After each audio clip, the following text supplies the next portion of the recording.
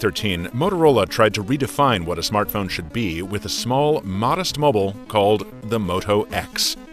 The next few years would see the company gradually abandon most of the principles it laid down with that first phone, making the X bigger and more powerful to better battle the Galaxy-class competition.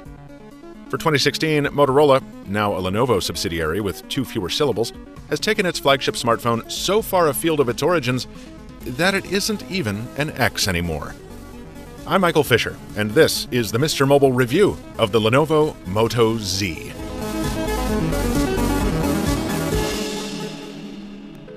First things first, this is the Moto Z Droid Edition, a Verizon Wireless global exclusive probably until September. I've used it on Big Red for the past week or so, and frankly, I've been underwhelmed by Verizon. For a carrier that's built its entire brand on how great its network is, the amount of time I spent on 3G or even 1X during several days on Long Island was staggering, especially considering the great reception Verizon's coverage map says I should have had. What's worse, the T-Mobile phone in my other hand usually had full LTE in the same spots. And even in Greater Boston, where Verizon does better, other carriers easily keep pace. Your experience will vary, of course, but it's a helpful reminder that you should choose your carrier based on your own testing, not based on the hype. While I'm being contrarian, let me stand apart from a lot of commenters when I say I really like the look and feel of the Moto Z, which sort of splits the difference between a flattened Moto X and a friendlier Droid Razr. With the exception of the lower than usual battery capacity, which means this is definitely a phone you charge every night, the specs are all top shelf. Those components are crammed into a surprisingly smudge-prone aluminum chassis that's more mean and muscly than pillowy and plump. In fact, the Moto Z is one of the thinnest smartphones you can buy at 5.2 millimeters, which has caused some to ask, why wouldn't you just make a thicker phone and use the added volume for a bigger battery?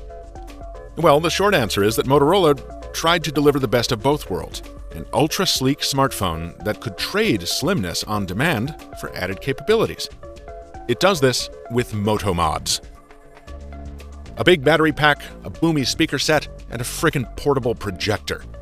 These are 3 of the magnetic Moto mods launching with the Z, and the execution here is damn near perfect. There's no restarting the phone or downloading apps to make these things work. You just stick them to the metal backside and bam, you're powering up, or pumping pinback, or Pico projecting Poppy on your wall. The battery packs come in different styles, some with wireless charging.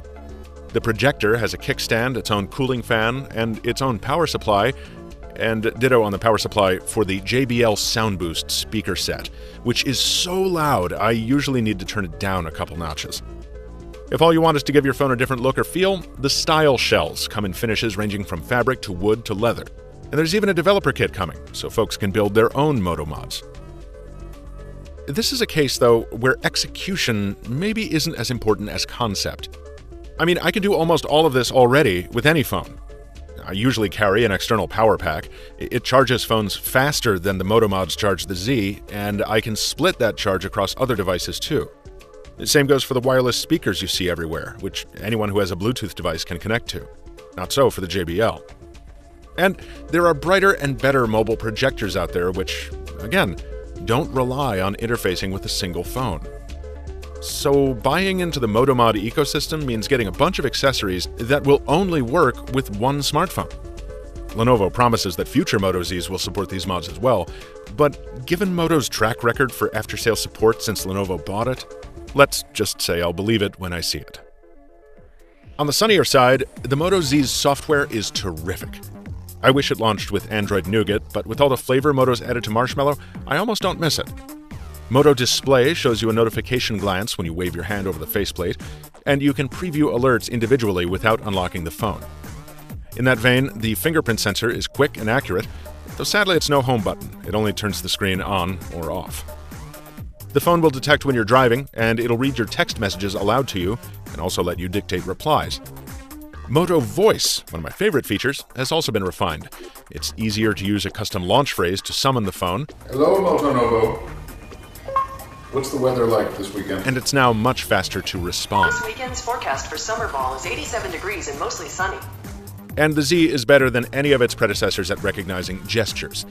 There's swipe up to small screen, chop chop to flashlight, and the one I miss whenever I use a non-Moto phone, wrist twist to camera. How about that camera? Well, in exchange for the pronounced camera crater, which will look familiar to any Moto 360 owner, you get optical stabilization, a big ol' aperture, and a dual-tone LED flash. Also, the viewfinder is cleaner and easier to use than ever, with a broader set of manual controls if you want them, and it still packs that cool trick of automatically reading barcodes.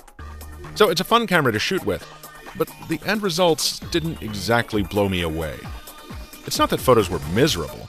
I got some pretty nice ones, given the right lighting, patience, and a steady hand, but you need all of those working together to get a nice picture. For one thing, laser autofocus doesn't always mean reliable autofocus. And for another, I somehow got a lot of crappy burst photos in my camera roll, even when I wasn't shooting in burst mode. This is probably a side effect of a feature called Best Shot. Often, I got better pics from the 5-megapixel front-facing camera, which has a wide-angle lens and a selfie flash. So if you're using this phone mainly for self-appreciation, well, that's something to think about. Video, which I shot mainly in Full HD, is more of the same. Let me shut up for a few so you can see for yourself.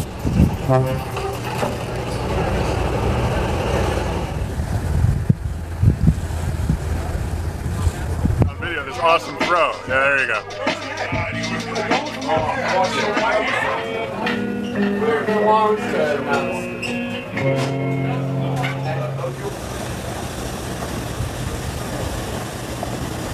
Fortunately, no matter what you shoot, odds are it's going to look pretty dang great on the Moto Z's display, which makes a return to AMOLED from last year's LCD and comes down to a more manageable 5.5 inches as well.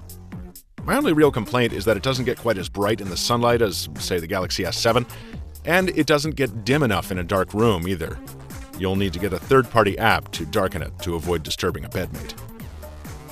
Let's round it out with the day-to-day details. I like having a home screen that lets me work in either portrait or landscape, which really comes in handy if you have a Moto mod attached. Quick charging is here and does a good job of topping up fast, though it's no OnePlus 3.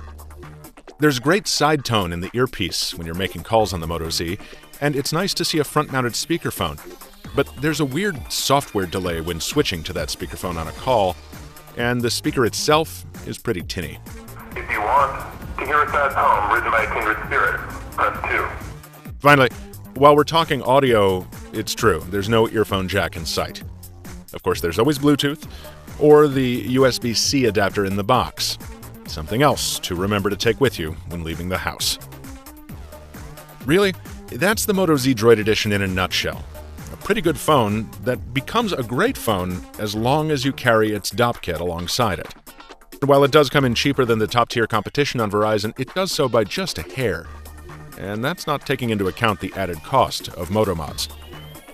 That won't stop me from buying the unlocked version of the Moto Z, though. Despite its shortcomings, I really like it, from its aggressive design to its smart software. But I'm a weird dude who can live with the idea of carrying around a special toolbox for his special smartphone. If you're not like me, you might want to look into something more conventional from the competition, or consider the souped-up version of the Moto Z with the bigger battery and a beefed-up camera, the Moto Z Force Droid Edition, also a Verizon exclusive. Mr. Mobile has one of those review devices too, folks, so if you want follow-up coverage on the Force, let me know about it in the comments, right after you subscribe so you don't miss future videos just like this one. Until next time, thanks for watching, keep your Moto modded, and stay mobile, my friends.